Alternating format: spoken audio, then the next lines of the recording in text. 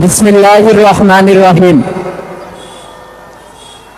সর্বদলীয় ছাত্র ঐক্য আয়োজিত আজকের এই ছাত্র সমাবেশ ও সাংস্কৃতিক অনুষ্ঠানের উপস্থিত সর্বদলীয় ছাত্র ঐক্যের মুখপাত্র মাসুদ রানা জুয়েল এবং সর্বদলীয় ছাত্র ঐক্যের কেন্দ্রীয় নেতৃবৃন্দ এবং বিভিন্ন সংগঠনের নেতৃবৃন্দ সহ উপস্থিত ছাত্র জনতা, সাংবাদিক ভাইয়েরা, সকলকে আমার ব্যক্তিগত পক্ষ থেকে এবং আমার সংগঠন রাষ্ট্র সংস্কার ছাত্র আন্দোলনের পক্ষ থেকে আন্তরিক শুভেচ্ছা এবং সালাম। আসসালামু আলাইকুম।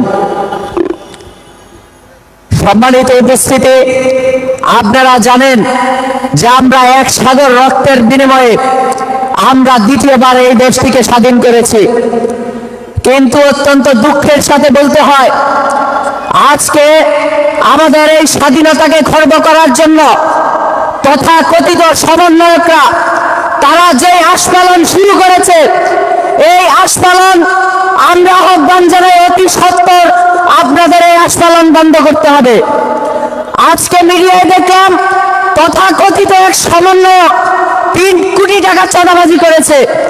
আমাদের কানে এরকম বহু ঘটনা আমরা ইতিমধ্যে শুনতে পাচ্ছি, যেটা আমাদের প্রথম স্বাধীনতার পরে শেখ মুজিবের পান্ডারা এই দেশটাকে লুটপাট করে আমাদের স্বাধীনতাকে মাটির সাথে মিশিয়ে দিয়েছিল।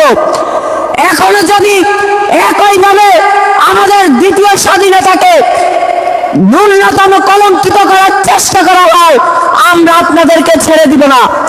একটা কথা মনে রাখতে হবে, আমরা আমাদের রাজনৈতিক ব্যানার বিসর্জন দিয়ে, আমরা সর্বদলীয় ছাত্র ঐক্যের ব্যানার বিসর্জন দিয়ে বৈষম্য বিরোধী ছাত্র আন্দোলনের নেতৃত্বে আন্দোলন করেছি। আপনারা যারা এখন বড় বড় সমন্বয়ক, আপনারা বৈষম্য বিরোধী ছাত্র আন্দোলনের যারা মিডিয়ার সামনে বড় বড় কথা বলেন, আপনাদের সাথে আমাদের বিরোধ নাই।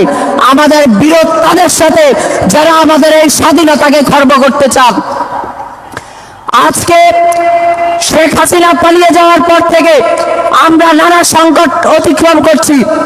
তার মধ্যে সবচাইতে বড় সমস্যাটি হচ্ছে ভারতীয় আগ্রাসন। তারা আমাদেরকে পানিতে মেরেছে, আমাদেরকে নিয়মিত সীমান্তে মারছে। আমরা কিছুদিন আগে ভারতীয় এম্বাসির সামনে রাস্তাকে শহীদ সেলানি সড়ক নামে একটি নেমপ্লেট লাগিয়ে এসেছিলাম, কিন্তু কারা যেন এটি তুলে ফেলেছে। আমরা স্পষ্ট হুঁশিয়ার করতে চাই, শেখ হাসিনা পালিয়ে গেছে, ভারতীয় আগ্রাসন মুক্ত আমরা এই বাংলাদেশ গড়ব। ভারতের কোনো পতাকাকে আমরা এই দেশে রাখবো না ইনশাল্লাহ।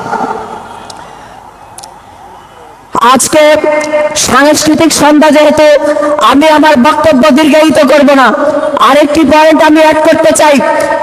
শেখ মুজিবের আমলে বাংলাদেশের শিক্ষাকে যেভাবে ধ্বংস করা হয়েছিল, তারপর থেকে বাংলাদেশের শিক্ষা ব্যবস্থার মাথা তুলে দাঁড়ায়নি। স্বাধীনতার পরবর্তীতে নানা ধরনের কুযুক্তি উত্থাপন করে অটো পাস দেওয়া হয়েছিল এবং নকলের যেই বিশাল এক সুযোগ সুবিধা করে দেওয়া হয়েছিল, সেটা এখন পর্যন্ত অব্যাহত আছে। আমি দাবি করব সকল ঘরানার শিক্ষাবিদদেরকে নিয়ে একটি স্বাধীন শিক্ষা কমিশন গঠন করতে হবে এবং আমাদের এই জাতিকে উন্নত করার লক্ষ্যে যেমন পাঠ্যপুস্তক প্রণয়ন করা দরকার, তেমন পাঠ্যপুস্তক প্রণয়ন করতে হবে। সবাইকে ধন্যবাদ। আসসালামু আলাইকুম।